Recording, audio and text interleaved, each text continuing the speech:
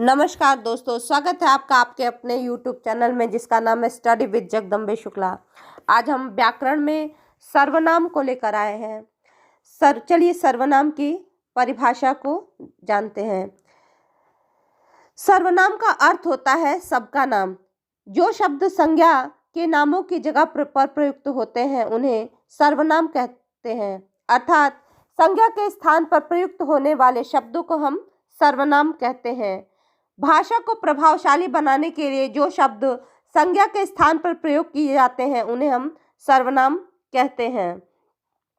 सर्वनाम उस शब्द को कहते हैं जो पूर्वापर संबंध में से किसी भी संज्ञा के बदले प्रयोग किया जा सकता है। जैसे सर्वनाम के बारे में बात करते चलते हैं। जैसे सर्वनाम को संज्ञा के स्थान पर रखा जाता है। वाक्यों में सर्वनाम वह शब्द है जो किसी प्रश्नाधीन आदमी की जगह पर उपस्थित होता है। सर्वनाम केवल एक नहीं बल्कि सबके नाम के बारे में बताता है। संज्ञा की पुनरुक्ति को दूर करने के लिए ही सर्वनाम का प्रयोग किया जाता है। हिंदी में कुल 11 मूल सर्वनाम होते हैं, जैसे मैं, तू, यह, वह, आप, जो, शो, कौन, क्या, कोई, कुछ आदि। जैसे एक सर्वनाम का उदाहरण लेते हैं। सीता ने गीता से कहा, मैं तुम्हारी पुस्तक दूंगी। फिर दूसरा वाक्य लेता है कि सीता ने गीता से कहा, मैं बाजार जाती हूँ। इसी तरह अगला वाक्य ले सकते हैं। राम मोहन के साथ उसके घर गया। सोहन एक अच्छा विद्यार्थी है, वह रोज स्कूल जाता है। चलिए आगे बात करते हैं। ये तो कुछ उदाहरण हो गए। आगे बात करते हैं कि सर्वनाम कितने प्रकार के होते हैं। सर्वनाम 6 प्रकार के होते हैं। पुरुषवाचक सर्वनाम, निजवाचक सर्वनाम, निश्चयवाचक सर्वनाम और अनिश्चयवाचक सर्वनाम। 5वां है संबंधवाचक सर्वनाम। 6वां है प्रश्नवाचक सर्वनाम। चलिए अब हम जानते हैं पुरुषवाचक सर्वनाम के विषय में। पुरुषवाचक सर्वनाम होता क्या है? जिन सर्वनाम शब्दों का प्रयोग वक्ता द्वारा खुद के लिए या दूसरों के लिए किया जाता है उसे पुरुषवाचक सर्वनाम कहते हैं। जैसे मैं, हम, तुम और आप, यह, वह, ये, वे आदि शब्द। दूसरे भाषा में यदि बात करें तो हम आराम से कह सकते हैं कि जिन शब्दों से व्यक्ति का बोध होता है उसे पुरुषवाचक सर्वनाम कहते हैं। इसका प्रयोग व्यक्तिवाचक संज्ञा की जगह पर किया जाता है। इसका प्रयोग स्त्री और पुरुष दोनों के लिए ही किया जा सकता है। जिस सर्वनाम का प्रयोग सुनने वाले यानी श्रोता, कहने वाले यानी वक्ता और किसी अन्य व्यक्ति के लिए होता है उसे पुरुषवाचक सर्वनाम कह सकते हैं। जैसे इसको उदाहरण द्वारा समझते हैं। जैसे मैं फिल्म देखना चाहता हूँ। यहाँ पर मैं क्या है? पुरुषवाचक सर्वनाम। मैं घर जल्दी जाना चाहती हूँ। मैं क्या है? स्त्रीवाचक सर्वनाम है। ठीक है। इसी तरह है आप कहते हैं तो ठीक है। आप क्या है? यहाँ सर्वनाम के रूप में प्रयुक्त हुआ है। अब सर्वनाम के बारे में और ज़्यादा जानते हैं।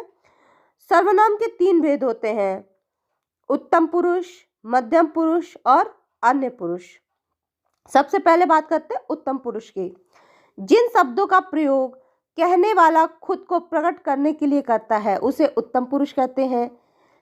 अर्थात जिन शब्दों का प्रयोग बोलने वाला खुद के लिए करता है उसे उत्तम पुरुष कहते हैं। जैसे मैं, हमारा, हम, मुझको, मेरी, मैंने, तेरा, मुझे आदि शब्द। जैसे मैं स्कूल जाऊंगा, हम मतदान करेंगे, ये सब क्या है? उत्तम पुरुष है। इसी तरह मध्यम पुरुष के बारे में जानते हैं। जिन शब्दों को सुनने वाले के लिए प्रयोग किया जाता है उसे मध्यम पुरुष कहते हैं। अर्थात जिन शब्दों का प्रयोग बोलने वाला यानी वक्ता सुनने वाले यानी कि श्रोता के लिए करता है उसे मध्यम पुरुष सर्वनाम कहते हैं। जैसे तू, तुम, तुम्हें, आप, तुम्हारे, तुमने आदि शब्द। उदाहरण के लिए हम देखते हैं। जैसे तुम सो जाओगे या तुमने गृह कार्य नहीं किया। यहाँ तुम या तुमने जो शब्द है वह मध्यम पुरुष सर्वनाम के रूप में प्रयुक्त हुआ है।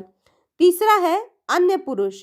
जो व्यक्ति उपस्थित नहीं होता है वह वक्ता और श्रोता के लिए अन्य व्यक्ति होता है।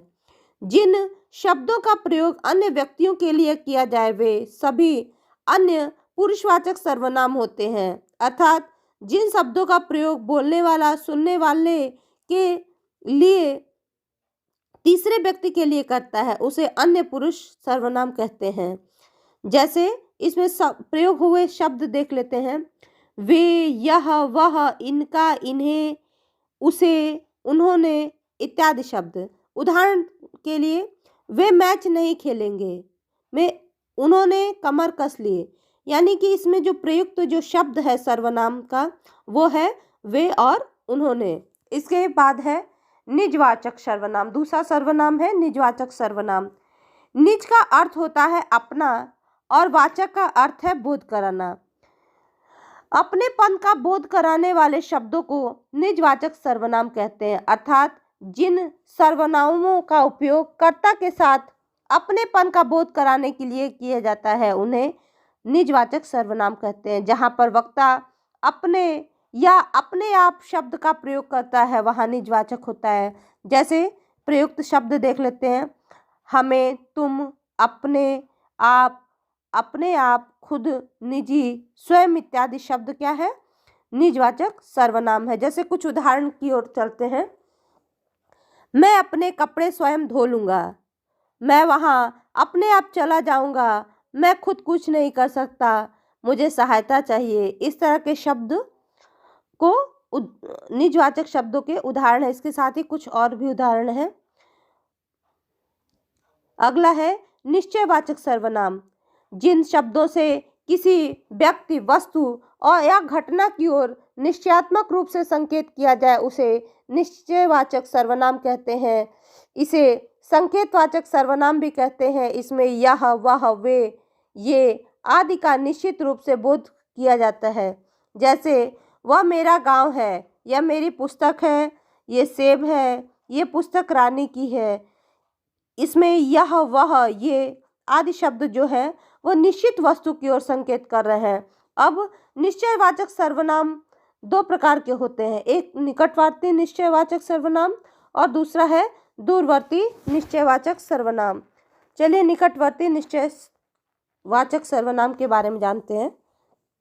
जो शब्द निकट या पास आने वाली वस्तुओं को निश्चित रूप से बोध कराए उन्हें निकटवर्ती निश्चयवाचक सर्वनाम कहते हैं। जैसे यह पुस्तक मेरी है, ये मुझे बहुत पसंद है, यानी कि यह निकटता का बोध करा रही है। इसके अतिरिक्त दूरवर्ती निश्चयवाचक सर्वनाम में जो शब्द दूर वाली वस्तुओं की ओर निश्चित रूप से संकेत करती है उसे दूरवर्ती निश्चयवाचक सर्वनाम कहते हैं। जैसे वह मेरी पेन है, ये वे सेब हैं।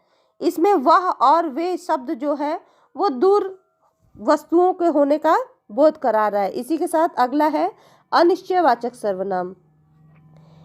जिन शब्दों से किसी व्यक्ति, वस्तु या आदि का निश्चय पूर्वक बोध नहीं हो पाता वहाँ अनिश्चयवाचक सर्वनाम होता है। दूसरे शब्दों में हम यह कह सकते हैं कि जो सर्वनाम किसी वस्तु या व्यक्ति की ओर ऐसे संकेत करे कि उसी की स्थिति जो हो वह अस्पष्ट हो। जैसे कोई, कुछ, कौन, कैसी, किसने आदि शब्द।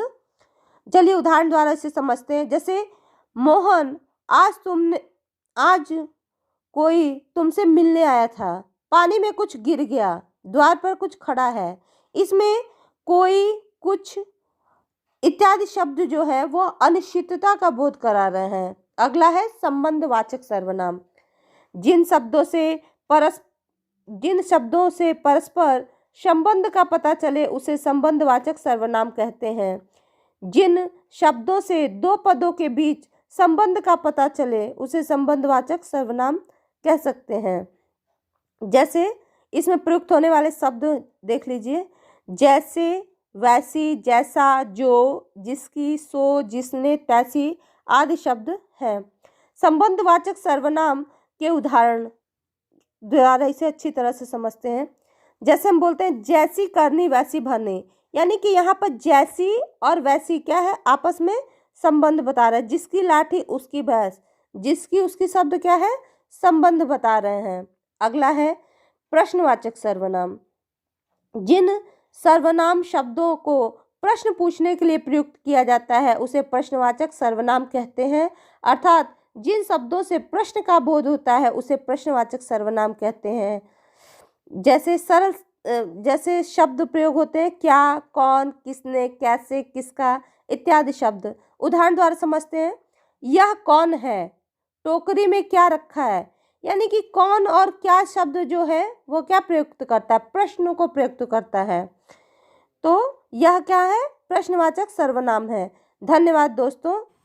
आपको मेरा वीडियो ये पसंद आया हो तो प्लीज़ लाइक, शेयर और सब्सक्राइब करना ना भूलें।